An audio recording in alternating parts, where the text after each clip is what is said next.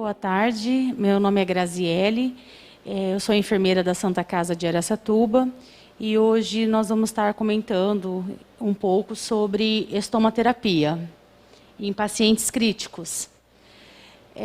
A estomoterapia ela é uma especialidade exclusiva da área da enfermagem, destinada aos cuidados do paciente com estomas, que seriam feridas agudas ou crônicas, fístulas de inserção de catéteres e drenos. O conceito sobre ferida seria que ele é uma interrupção na continuidade da pele, que afeta a sua integridade. Ela também é definida como uma deformidade ou lesão, que pode ser superficial ou profunda, fechada ou aberta, simples ou complexa, aguda ou crônica. Ela pode atingir desde a epiderme até as estruturas mais profundas, como a fáscia e o músculo, aponeuroses, articulações, cartilagens, tendões, ossos, órgãos cavitários. Como que a gente classifica, então, as feridas? A gente tem a causa da lesão, que ela pode ser cirúrgicas ou não cirúrgicas. O tempo da sua reparação, entre como agudas e crônicas, profundidade, que são os estágios 1, 2, 3 e 4. Quanto à sua espessura, ela pode ser uma ferida superficial, que ela atinge apenas a epiderme e a derme.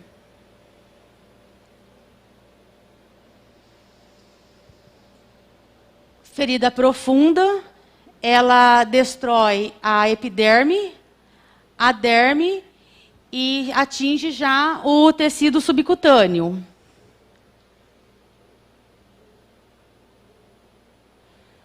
Ferida profunda total, ela atinge o tecido muscular, as estruturas adjacentes, que seriam os tendões, as cartilagens e os ossos.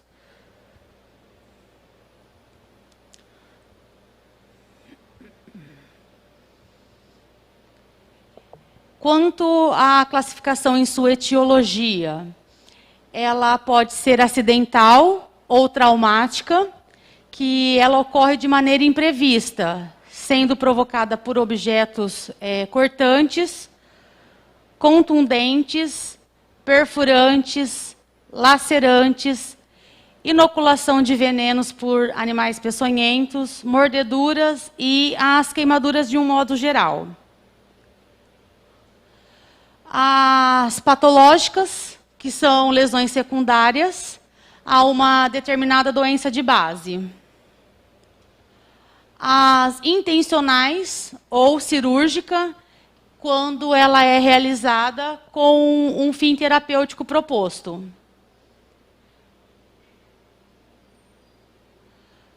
As iatrogênicas, que são resultantes de procedimentos ou de tratamentos, por exemplo, a radioterapia. Há fatores de causas externas, que são as feridas resultantes de pressão contínua, exercida pelo peso do corpo, a fricção, o cisalhamento, umidade, que são as lesões por pressão.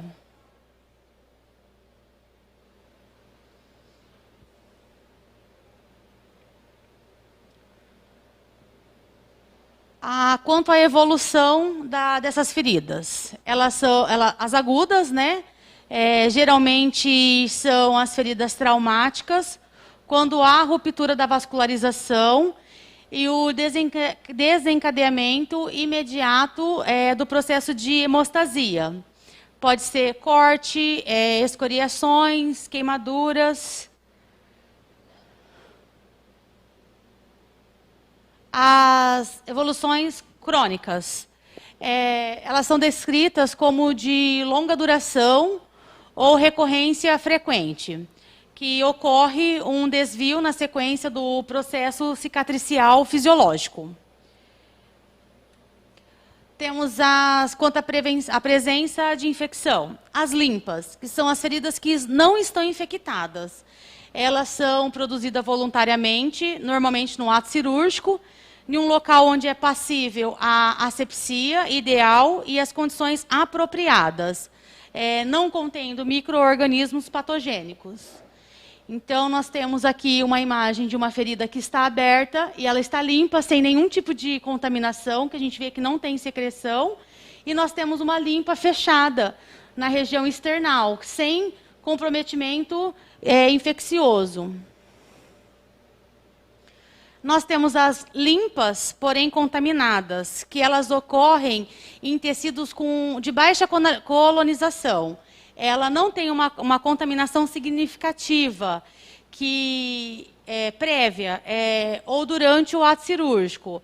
Elas são lesões que ocorreram em tempo inferior a 6 horas, entre o trauma e o atendimento.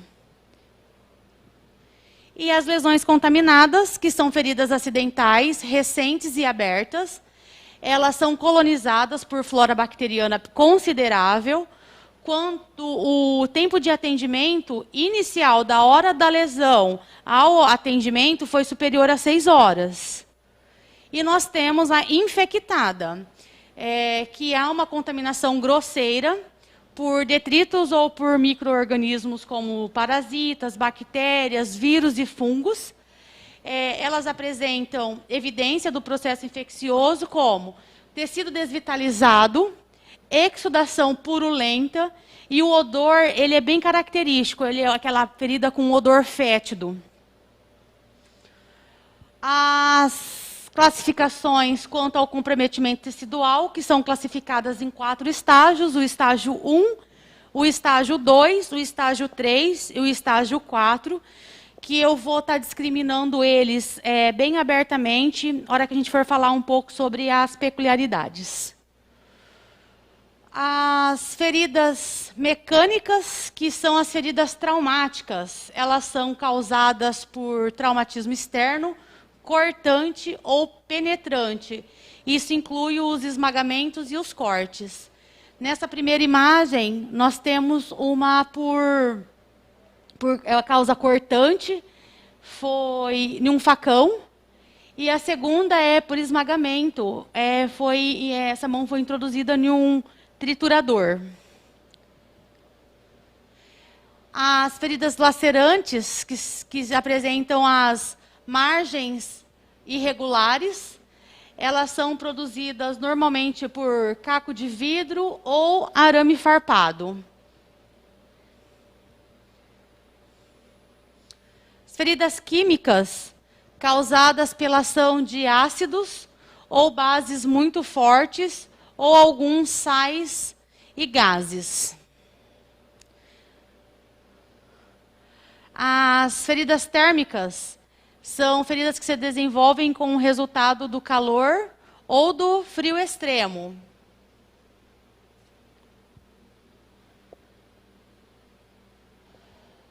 Feridas por eletricidade são causadas por raios ou contato com objeto energizado, redes elétricas.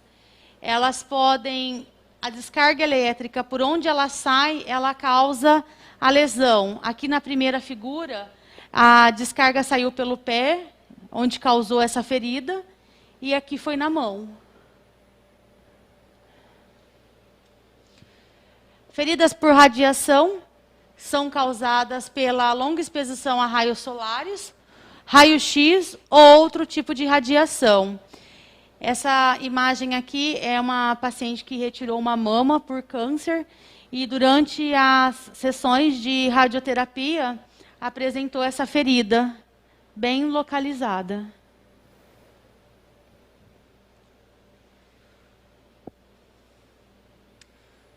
As feridas incisas, elas são produzidas por um instrumento cortante. Pode ser faca, bisturi. Elas têm a borda bem limitada. Feridas contusas, que são produzidos por ação contundente de objetos rombos, Caracterizam-se por traumatismos das partes moles, hemorragias e edemas. Feridas perfurantes, produzidas por arma de fogo ou arma branca. Elas produzem uma pequena abertura na pele, porém elas podem atingir as camadas teciduais profundas e os órgãos, que é onde causam a hemorragia interna. Feridas oncológicas são causadas por tumores da pele ou por metástases cutâneas. Esta primeira imagem aqui é um tumor de pele e a segunda já é uma imagem de metástase cutânea.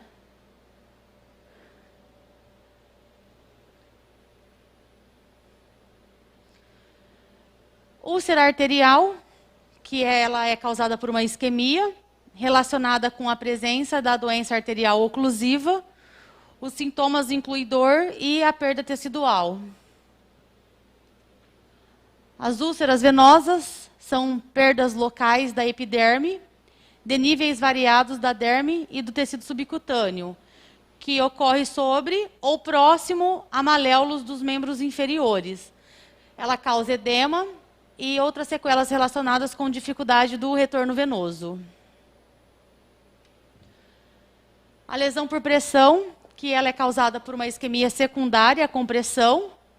Essa lesão, ela também é localizada, é denominada a lesão por decúbito, antigamente pressão por decúbito, né? Nós temos, a terminologia mudou em 2016 de úlcera para lesão por pressão. Nós temos as feridas vasculogênicas, que são os pés diabéticos, que é uma ferida crônica do pé. Ela resulta de complicação da diabetes, como neuropatia diabética e doença vascular periférica. Ela pode ocorrer a diminuição da sensibilidade, deformidades e diminuição do fluxo arterial. Ela começa uma lesão pequena, que não significativa, mas por perder essa sensibilidade, o cliente não dá tanta importância, porém, quando ela fica, ela cresce, ela aumenta, que esse paciente procura a enfermagem para estar vendo, ou até mesmo quando precisa de internação, ela é uma das feridas mais complicadas que se tem para tratamento. Nós temos as escoriações. A lesão surge tangencialmente à superfície cutânea, com extração da pele. Equimose e hematomas, que na equimose há rompimento dos capilares, porém sem a perda da continuidade da pele, sendo que no hematoma o sangue extravasa formando uma cavidade. Bom, nós podemos classificar também as feridas segundo a cor, como vermelha, amarela e preta. Na cor vermelha, indica tecido de granulação, saudável e limpo. Quando uma ferida ela começa a cicatrizar, ela cobre o seu leito com uma camada de tecido de granulação, que ele é um róseo um pouco pálido, que posteriormente ele torna-se um vermelho bem vivo.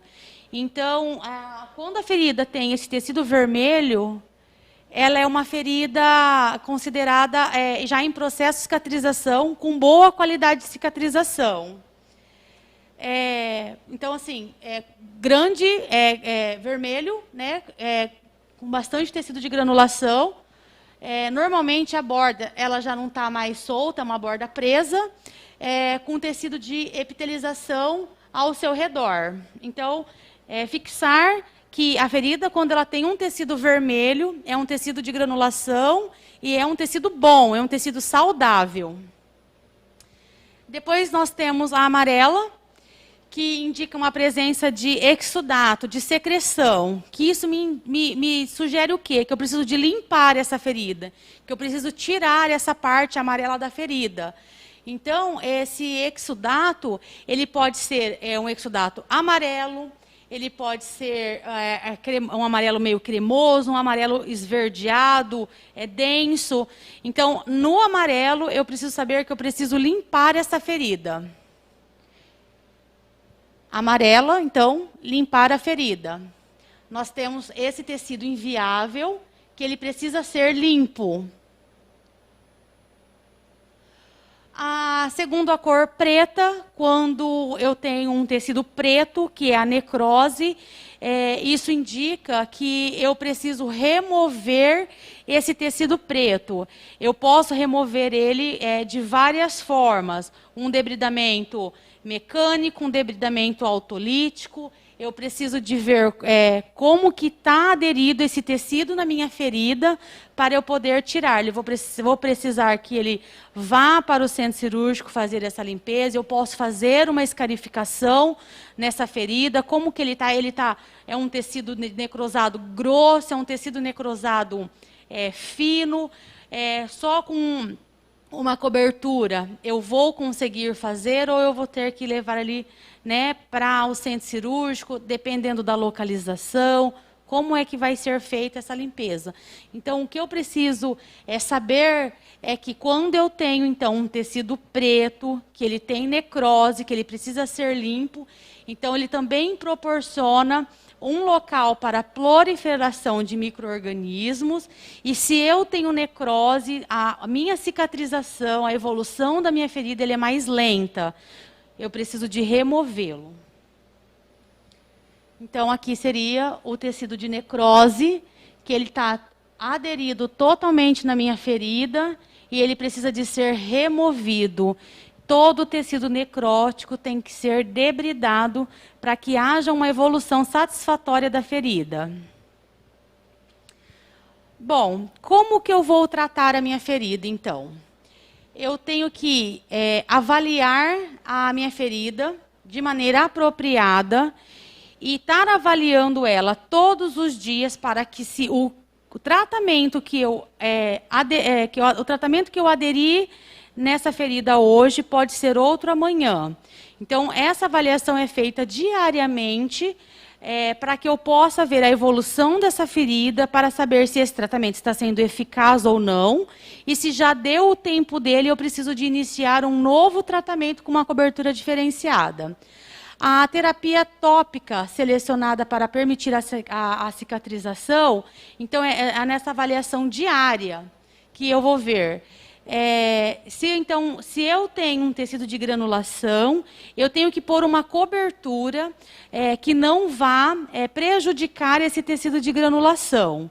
Se eu tenho um tecido necrótico, eu preciso de colocar uma cobertura que vá facilitar a remoção desse tecido necrosado. As infecções locais e sistêmicas precisam ser controladas e eliminadas. A ferida que não cicatriza, ela pode estar infectada, com exposição óssea, e ela precisa ser investigada quanto à presença de uma osteomielite.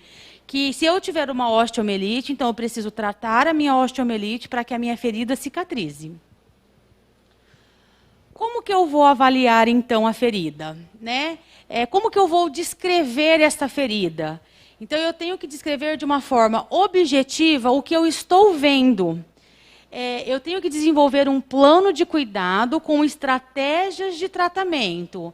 E eu tenho que monitorar a eficácia dessa estratégia que eu escolhi para ver a evolução da minha ferida. Como que eu vou mensurar uma ferida? Como eu vou saber o tamanho da minha ferida, a profundidade, para que eu possa garantir no dia a dia a evolução, para eu saber que ela está diminuindo, que ela está fechando, que ela está cicatrizando. Eu vou medir na região de maior comprimento e de maior largura, e essa medida ela é céfalo-caudal. A profundidade a gente pode obter introduzindo um material estéril e marca-se o ponto correspondente a essa altura. Então, o que pode ser esse material estéril para eu introduzir dentro da minha ferida profunda? Se eu tiver em mãos uma caixa de curativo, dentro da caixa de curativo, esse objeto ele não pode ser pontiagudo. Então, eu posso estar pegando uma tesoura romba, se eu estou usando a minha caixinha de curativo. Se na minha caixinha de curativo, eu não tenho disponibilidade dessa caixinha de curativo na hora do curativo, eu posso estar pegando uma seringa estéreo para estar introduzindo lá. Eu posso pegar uma haste de um suave estéreo para estar introduzindo lá. O que eu não posso introduzir dentro da minha ferida de forma alguma é algo que tenha ponta, que você vá lesionar a sua ferida. Então, eu introduzi o meu objeto não pontiagudo dentro da minha ferida, eu vou estar marcando e com a minha régua, eu vou estar tirando o comprimento, a profundidade dessa ferida. E estar anotando em prontuário. O registro fotográfico da lesão também é útil para a gente poder avaliar como que está a evolução do processo de cicatrização. Porém, para eu fazer o registro fotográfico, eu tenho que ter a autorização do paciente para estar podendo registrar essa fotografia. Então, aqui eu tenho alguns exemplos da mensuração do comprimento e da largura dos pontos maiores. Então, eu vou estar registrando em prontuário. Se for uma lesão pequena, eu posso simplesmente pegar com a régua. Pela profundidade, um cotonete estéreo, uma haste de suave. O que eu tenho que me atentar é que quando o que eu verificar a minha primeira quando eu verificar a minha primeira profundidade, anotar em prontuário e o comprimento e a largura. Qual que é a importância? A subsequência de fazer isso para a gente estar vendo a evolução dessa ferida. As instituições, elas têm impresso próprio. Se na ausência de um impresso próprio para a mensuração, na própria evolução diária do relatório, pode estar se colocando, né, as dimensões dessa ferida. Por que eu tenho que fazer um curativo, né? As finalidades de se fazer um curativo. Eu preciso de manter o leito da ferida umedecido, remover o excesso de exsudação. Eu preciso permitir que tenha a troca gasosa, fornecer isolamento térmico.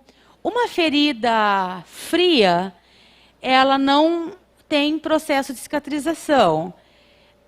Toda vez que a gente coloca uma cobertura na ferida, ela entra em contato com a pele, existe uma troca de temperatura para que essa cobertura atinja a nossa temperatura corporal e aí ela vai começar a fazer efeito. Então, eu tenho que pensar que se eu vou colocar uma cobertura que fique dentro da geladeira, essa cobertura ela vai levar um tempo para começar a fazer efeito. Então, eu tenho que pensar com quanto tempo eu tenho que trocar o meu curativo. Então, eu não posso, se o curativo é para ser feito a troca a cada 12 horas, se eu trocar antes, às vezes a minha cobertura não atingiu a temperatura corporal para que ela comece a fazer efeito. Ou ela já começou a fazer efeito, porém eu troquei antes do horário, e aí ela vai começar todo o processo de novo. A troca de temperatura na cobertura, até ela fazer o processo de iniciar o seu processo de ativação. Ser impermeável às bactérias, então eu tenho que ter um curativo fechado adequadamente, estar isento de partículas e tóxicas contaminadoras de ferida, que permita a retirada sem provocar trauma. O trauma aqui é trauma na pele que ele está aderido, o curativo está aderido, e a troca não causar o dano naquele tecido de granulação que está vindo já novo. Que às vezes, se o curativo ele adere ali ao leito da ferida, se você puxar ele, você vai estar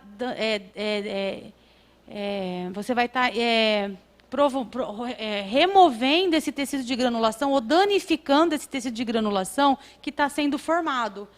E o principal, que é promover a cicatrização. Bom, nós temos, então, 4 tipos de curativo. O próprio nome já fala o que é ele, né? Então, o curativo aberto é aquele que você só faz a higienização da ferida e ele fica aberto, fica exposta ali, então, essa ferida.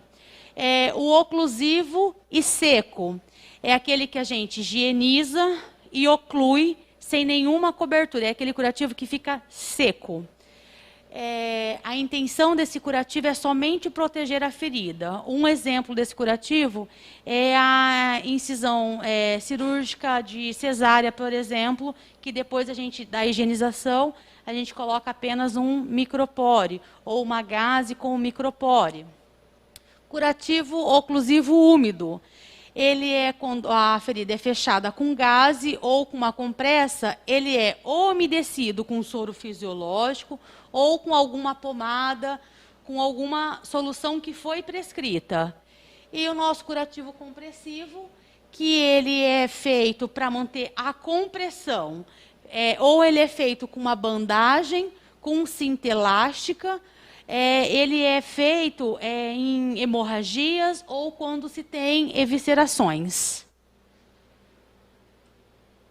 Quais são os procedimentos gerais, então, para se proceder uma troca e uma limpeza de curativo? Sempre utilizar material estéril.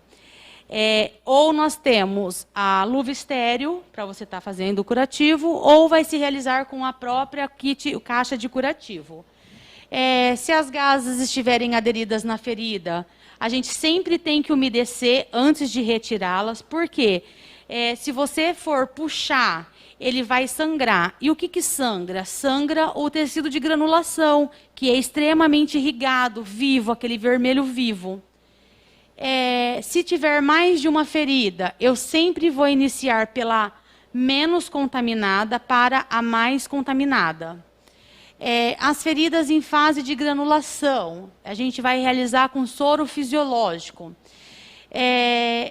De preferência, o ideal é que ele seja aquecido. E a aplicação de ataduras, ela deve ser realizada no sentido da circulação venosa, com o membro apoiado.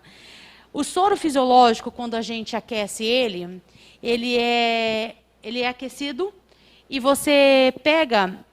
Para você fazer os jatos nele, a gente pode estar fazendo pequenos furos com uma agulha e estar apertando ele para que ele faça um jato direcionado.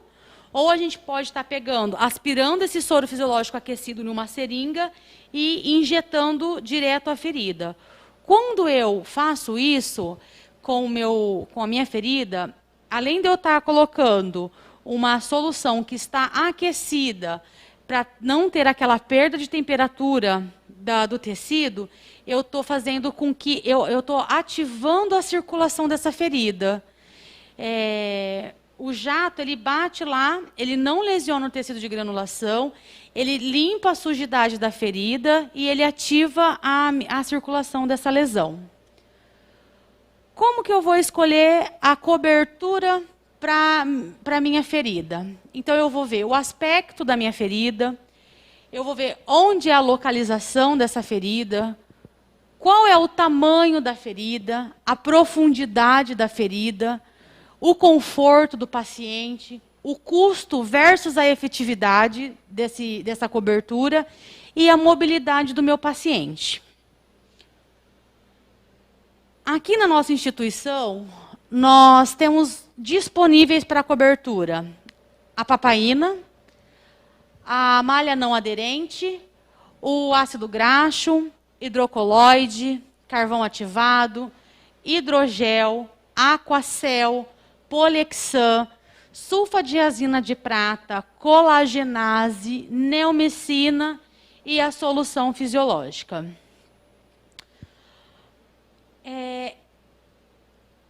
Eu fiz uma descrição rápida de cada componente que nós temos aqui na instituição, constando a sua composição, o mecanismo de ação, a indicação, para qual tipo de ferida essa cobertura é indicada, a periodicidade da troca, a vantagem de se usar ela e há algumas observações. Então, assim, a papaína ela é derivada do látex do mamoeiro. Então, em qual tipo de ferida que eu vou pôr? Em ferida que é aberta, ferida desvitalizada e com tecido de granulação. Nós temos a papaína a 10%, a 6% e a 2%.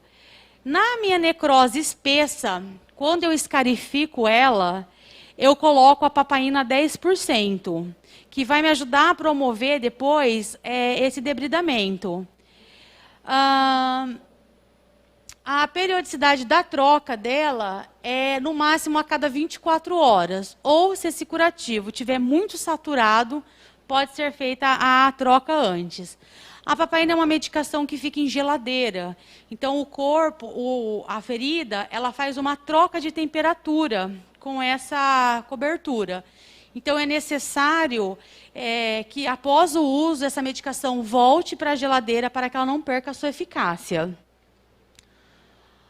A malha não aderente, que é o acetato de celulose, ela é indicada para ferida com tecido de granulação, queimadura de 2º grau ou áreas incruentas pós-traumáticas. Ela é também usada para áreas doadoras ou que recebeu enxertos. Ela pode ficar até 7 dias, ou dependendo da quantidade do exudato. Uma curiosidade dessa cobertura, ela tem que ter uma cobertura secundária sobre ela, né? E ela é normal apresentar uma secreção amarela esverdeada. Não se confunda com nenhum patogênico. Os ácidos graxos, que é o AGE, né? Ele é um óleo vegetal, linoleico. O mecanismo dele de ação é que ele forma uma camada, uma película protetora sobre a pele. E ele é para lesão aberta ou com ou sem infecção. Seu período de troca é a cada 12 horas e, no mínimo a cada 12 horas. Ele também necessita de um curativo secundário. O hidrocoloide, que é uma espuma de poliuretano interna, né, com uma gelatina, uma pectina em cima. E a indicação dele é para tratamentos de feridas abertas ou infectadas. Se troca-se a cada 7 dias, ou com a mudança de cor, ou se a borda dele começar a se soltar. Nós temos o carvão ativado com prata, que é uma cobertura de contato de baixa aderência. Ele absorve o exudato e filtra o odor. Aquela ferida bem exudativa, com odor fétido, ela é a melhor indicada. Ele também precisa de uma cobertura secundária, e a sua troca é a cada 48 horas ou 72 horas, só que se ele tiver com grande quantidade de exudato, é indicativo de troca antes. Essa placa ela não pode ser cortada, ela tem que ser colocada inteira, ela tem de vários tamanhos, e quando ela reduz o exudato e elimina o odor, então tem que fazer uma nova avaliação e colocar uma outra cobertura. O hidrogel com alginato, que é o alginato de cálcio e sódio, ele é indicado para remover crostas, tecidos desvitalizados, em feridas abertas, sangrantes. Ele pode ser usado também em feridas granuladas, porque ele não altera o tecido de granulação. Ele é trocado, no máximo, a cada 24 horas, tá? Se a ferida está aberta ou sangrante, a cada 48 horas. E feridas granuladas, já disse, né? Não altera. As vantagens é que ele faz um debridamento autolítico na ferida. Ele promove um debridamento sem danificar o tecido de granulação. Só que ele também necessita de uma cobertura secundária. O Aquacel, ele é uma camada de hidrofibra. Ele elimina a barreira do biofilme e proporciona um debridamento autolítico na ferida. Ele pode ser para abrasão, para laceração, para queimadura de segundo grau, úlceras vasculogênicas, feridas cirúrgicas e traumáticas.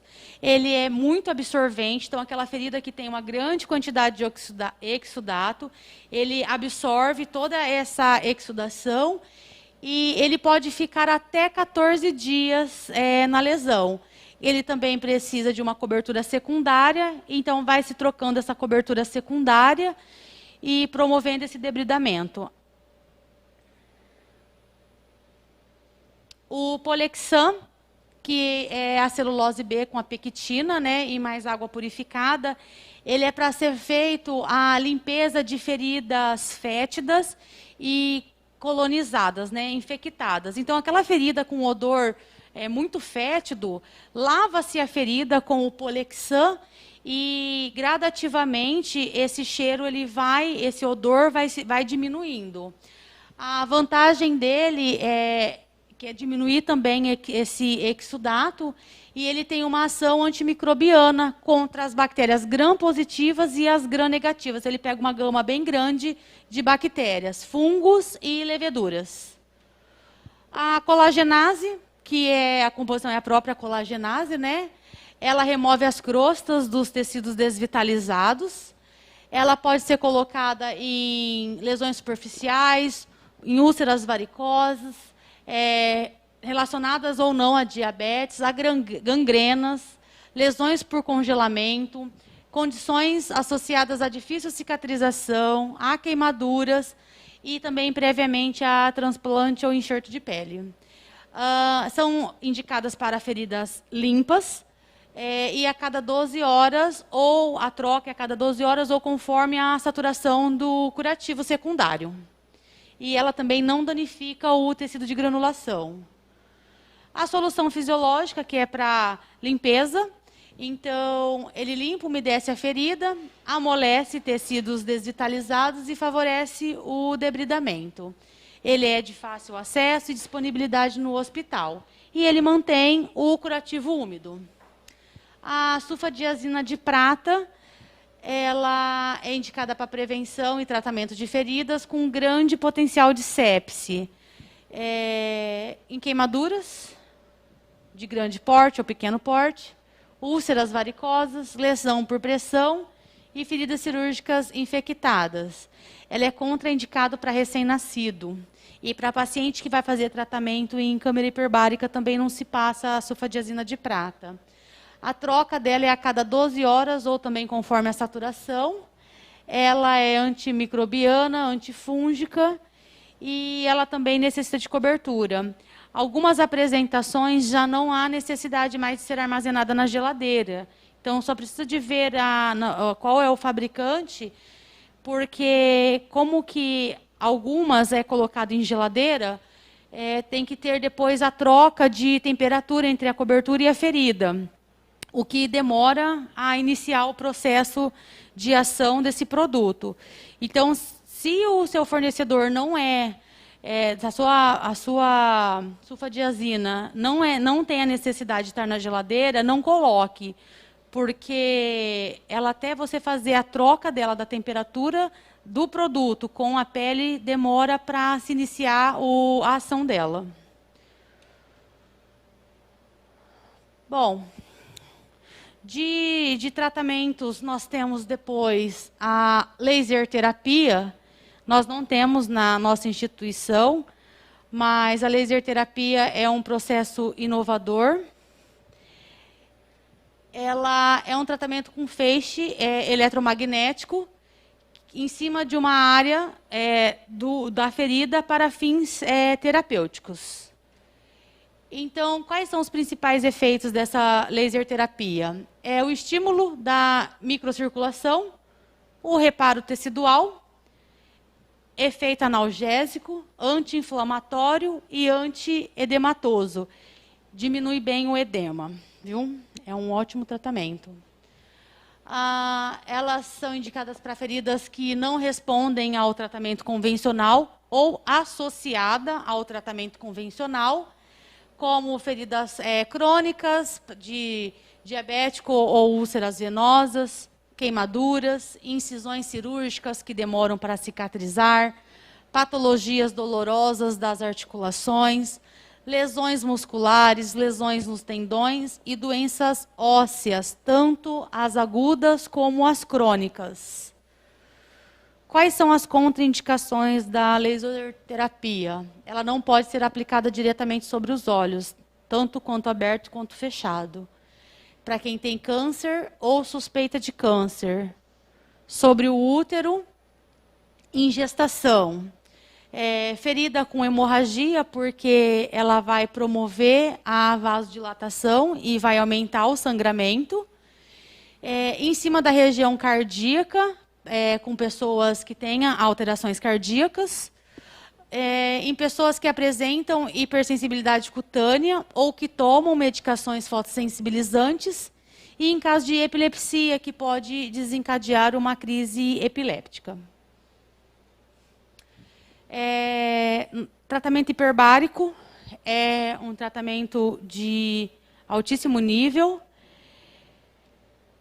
O tratamento hiperbárico ele consiste em oxigenoterapia, que é uma modalidade terapêutica na qual o paciente é submetido a uma inalação de oxigênio puro, o oxigênio é 100%, em uma pressão maior que a pressão atmosférica.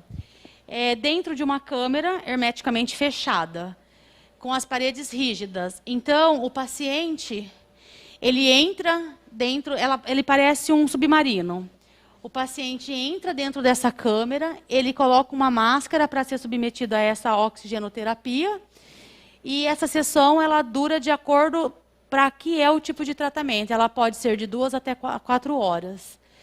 Tem a câmara que é o paciente individualizado, tem a comunitária e tem a para o paciente acamado também. Tem as poltronas e aquele paciente que é acamado, ele também tem uma maca dentro dessa câmara. Ela pode ser operada tanto internamente como externamente.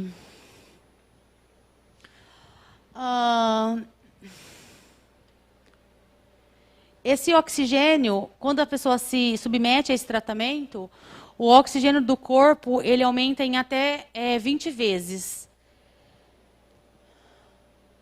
O tratamento ele auxilia no processo de cicatrização das lesões e acelera a recuperação do paciente. Então, nós temos aqui uma recuperação com 13 dias de sessões de oxigenoterapia, que cicatrizou completamente. Qual que é a contraindicação da câmara hiperbárica? Durante a administração de quimioterápicos, mas são esses específicos, a doxorubicina e bleomicina, e a medicação sulfamilon. Para quem tem pneumotórax, né, não tratado, para pneumonia, que ela não resolve, para infecção urinária, e as lesões que já têm um tratamento eficaz, habitual, não se tem necessidade de fazer a sessão hiperbárica. Nós temos também o tratamento a vácuo, que é a terapia a vácuo, né? A terapia a vácuo é uma tecnologia que não é invasiva. Ela é indicada para tratamentos de feridas, que favorece a cicatrização muito rápida. O mecanismo de ação é uma pressão subatmosférica controlada e aplicada localmente. Como que se faz, então? Pega-se uma espuma de poliuretano. Isso não é necrose, tá? É a espuma de poliuretano. Ela é colocada sobre a ferida.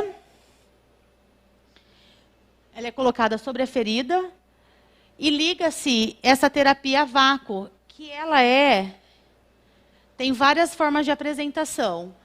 Coloca-se um filme, liga-se esse aparelho, e ela vai fazendo esse vácuo e vai tirando todo o exudato, todos os tecidos inviáveis, e ele é armazenado em um frasquinho. Tem também essa apresentação, que é desprezado. Quando você faz essa terapia, que favorece a cicatrização, ela granula e cicatriza em um tempo mais rápido que o habitual. Somente só com coberturas.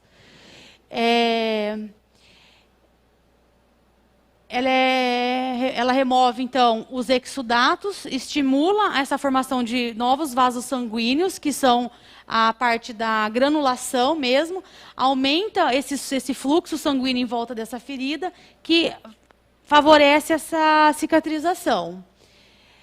Aqui nós temos a espuma, ela tem vários tamanhos. Nós temos a terapia com um aparelhinho pequenininho e tem com um aparelho grande também. Quando que essa terapia não é indicada?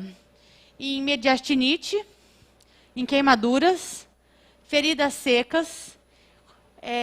Perdão, gente, quando ela é indicada, tá? Ela é indicada em mediastinite, em queimaduras, em feridas secas com grande quantidade de exudato, para enxerto de pele, para melhorar antes do enxerto, tá? Para melhorar essa lesão. Para feridas ortopédicas, para lesões por pressão, feridas infectadas, tratamentos de feridas diabéticas, para injúrias de tecidos moles, para feridas pós-traumáticas e pós-operatórios, para úlceras de estase, para faceite.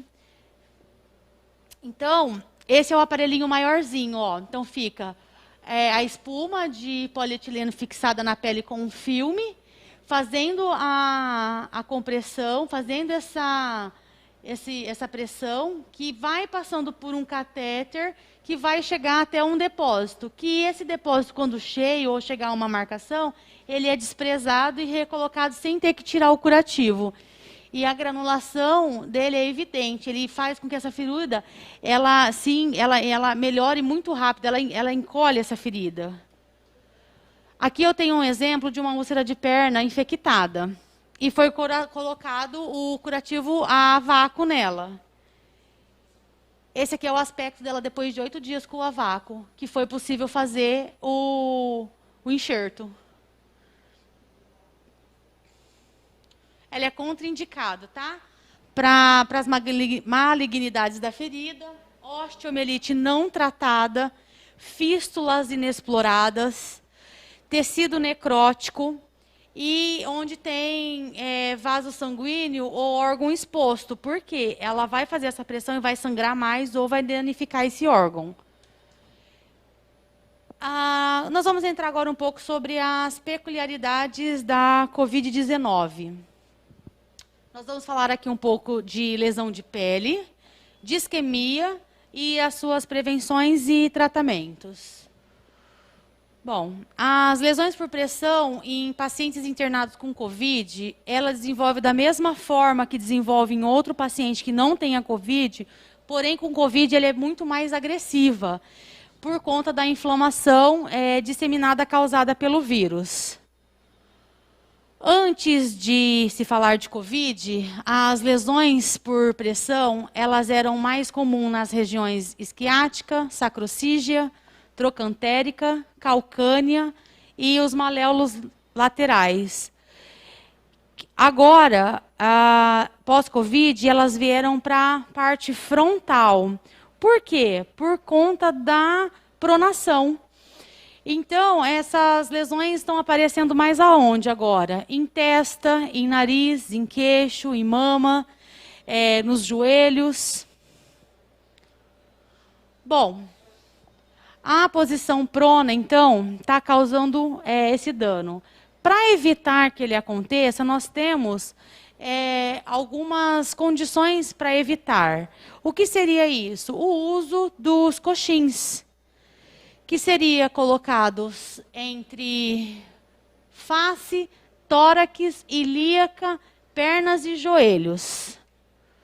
Bom, na pronação, o tubo ele tem que ficar posicionado ou na abertura do coxim, ou se não for feito o coxim, se for o gel, ou se for feito com o lençol, na abertura, para facilitar, porque daí não dobra num tubo, não dobra a sonda, o catéter ele fica totalmente acomodado de uma forma que, além de não dobrar ou perder, não vai lesionar também o paciente. A face tem que ficar voltada para o braço que está elevado e o braço ficar apoiado num coxim próprio para ele também. No homem, a gente posiciona sobre o externo. E na mulher, a gente posiciona na linha mamária, tá? Para não comprimir a mama, para não dar a lesão do mamilo. E essa foto ela só está assim para a gente poder visualizar a linha que ele vai passar. Na crista ilíaca, o coxim ele fica então posicionado na linha umbilical. Só que ele tem que pegar ela inteira. Se o paciente for magro ou se o paciente for obeso, tem que ser um coxinho maior. Os membros inferiores têm que ter um coxim só para os membros inferiores. Eles podem ter um para cada joelho e um que fique na parte posicionado próximo aos joelhos, né? E o braço, o rosto está virado para um lado que o braço está e o outro braço para baixo. Quando faz-se a mudança, que é a cada 2 horas, vira-se o rosto do paciente, dessa forma, posicionando o braço também.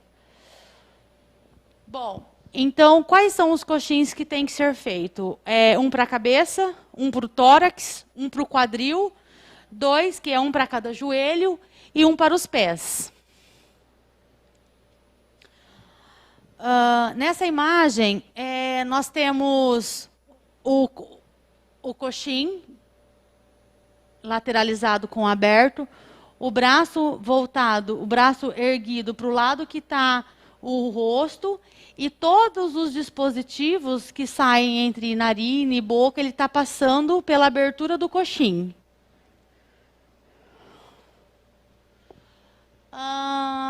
Prevenção para evitar a lesão, né? Então, nós temos que usar um sabonete com pH neutro para fazer a higienização do paciente.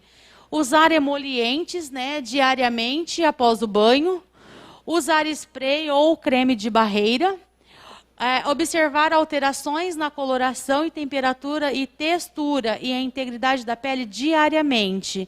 Então, pode ser feito na hora do banho, pode ser feito na visita do enfermeiro ao leito, só que ela tem que ser feita diariamente. Usar espuma de silicone, colocar coxins, manter o colchão pneumático, a mudança de decúbito da cabeça e do braço a cada 2 horas e evitar o cisalhamento e a fricção na mudança de decúbito.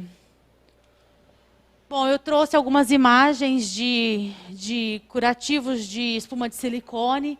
A placa de hidrocoloide, que ela pode ser colocada nas proeminências ósseas para evitar essa lesão.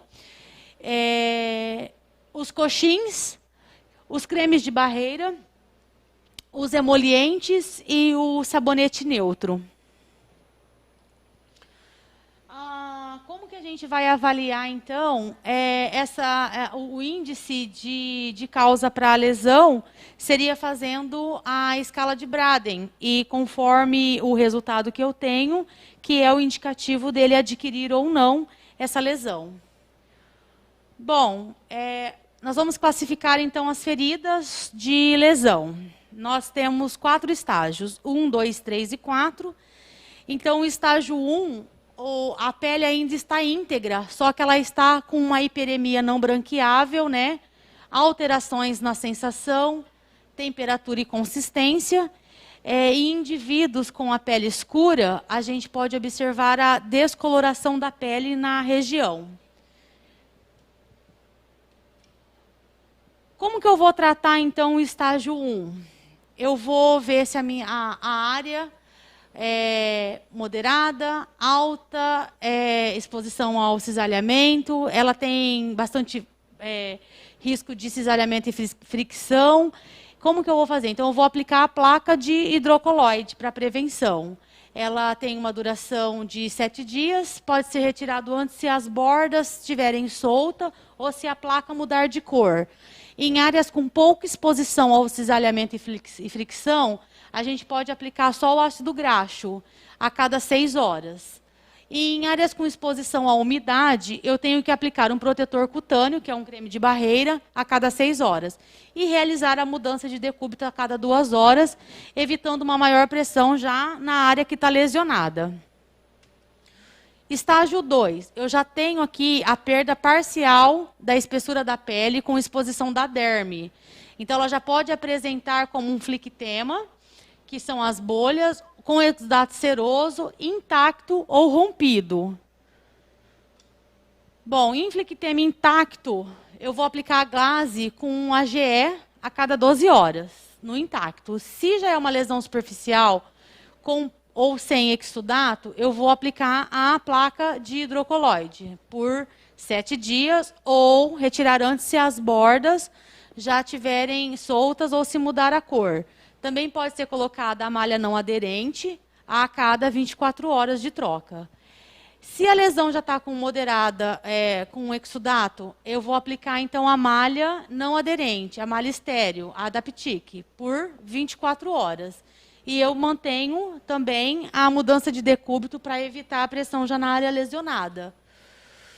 Estágio 3, eu já tenho a perda da espessura total da pele, com exposição de tecido adiposo.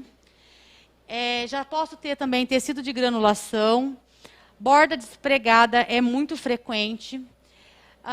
Eu tenho esfacelo ou necrose também.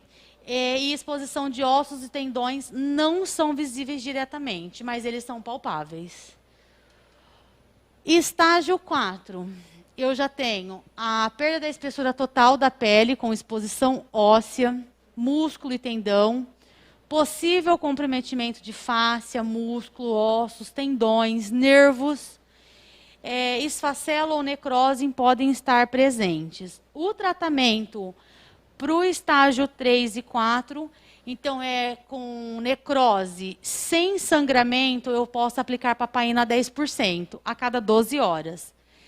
E nessa necrose, eu tenho que fazer a escarificação nela, para estar colocando, a minha cobertura está entrando nessa necrose e está agindo. A lesão com necrose mista ou sangrante, ou com intolerância à papaina, eu vou aplicar o aginato de cálcio a cada 12 horas. A lesão com camada espessa de esfacelo, eu também posso colocar papaina 10%. E a lesão com camada pequena ou moderada de esfacelo, eu vou colocar papaina 6% a cada 12 horas. Lembrando que quando eu tenho esse tecido de necrose ou meu esfacelo, que já está fácil, então eu faço o debridamento mecânico, para que essas camadas vá saindo e eu possa estar introduzindo outro tipo de cobertura para melhorar e facilitar a cicatrização. A lesão com esfacelo sangrante ou tecido misto, que eu vou aplicar o aginato de cálcio, tem que ser a cada 24 horas. E a lesão com exudato em grande quantidade e que já apresente o odor fétido, eu vou colocar a placa de carvão ativada, que ela pode ficar de 48 a 72 horas ou conforme a saturação. E a lesão com tecido de granulação, com ou sem sangramento, eu vou aplicar o aginato de cálcio ou a malha não aderente, porque ele não vai lesionar o meu tecido de granulação, porque ele faz o debridamento autolítico. Aí nós temos a lesão tissular profunda, que é uma pele intacta, com área com vermelho escuro persistente, também não branqueável. Ela tem uma coloração marrom, roxa, e ela tem uma separação entre a epiderme, revelando o leito da lesão escuro com flictema de sangue. Ela pode estar presente ali a dor e a temperatura local. Em áreas com moderada ou alta exposição ao cisalhamento e fricção, eu tenho que aplicar a placa de hidrocoloide, que vai proteger ali essa lesão. E em áreas com pouca exposição ao cisalhamento ou fricção, eu vou só aplicar o ácido graxo a cada 6 horas para hidratar. Bom, a lesão por pressão não estadiável. Ela tem a perda da pele na sua espessura total ou tissular não visível, devido à cobertura densa de esfacelo ou necrose. Após removido esse tecido, que vai me apresentar a categoria dessa lesão, que normalmente é a 3 ou é a 4. E para eu chegar, nessa lesão, eu tenho que fazer o debridamento para eu poder saber que tipo de lesão que é e melhorar a cicatrização, senão não cicatriza. Bom, nós temos obstrução. Uma das peculiaridades que acontecem dentro da UTI é a obstrução do tubo orotraqueal, que essa obstrução pode ocorrer devido ao acúmulo de secreção, e para ser evitado é necessário realizar a aspiração do tubo endotraqueal com maior frequência. O edema facial, quando o paciente está em prona, que você volta ele à posição supina, normalmente a face do paciente está muito edemaciada. E essa regressão ela volta depois de horas. Normalmente, fica muito assim a parte de boca, olhos, né? É só aguardar algumas horas que ela volta ao normal. A lesão de córnea, como que a gente evita? É só fazer a higiene ocular com o uso de gaze e solução salina, que é o soro fisiológico.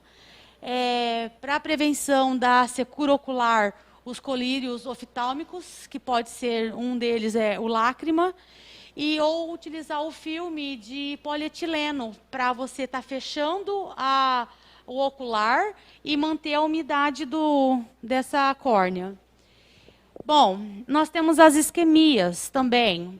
E as isquemias ela é causada também pelo grande volume de vasopressor, pelo mecanismo trombogênico do COVID, características pessoais, que são as doenças de base, idade e a gravidade da doença. Bom, tudo isso faz com que aumente-se os riscos de lesões isquêmicas das extremidades. Nós não temos nenhuma bibliografia que fale como tratar. Porém, nós temos nossa rotina do nosso dia a dia. O que nós fazemos? Para a temperatura da pele, manter o membro ali aquecido, colocar então algodão, passar a faixa, fazer aquela luva com aguinha aquecida para melhorar essa parte da temperatura. E evitar que se cause algum tipo de lesão nessa pele, para evitar a necrose e a infecção sistêmica, né, local. Realizar, então, a higiene, que é para evitar a infecção. Bom, agradeço a atenção de todos. Muito obrigada.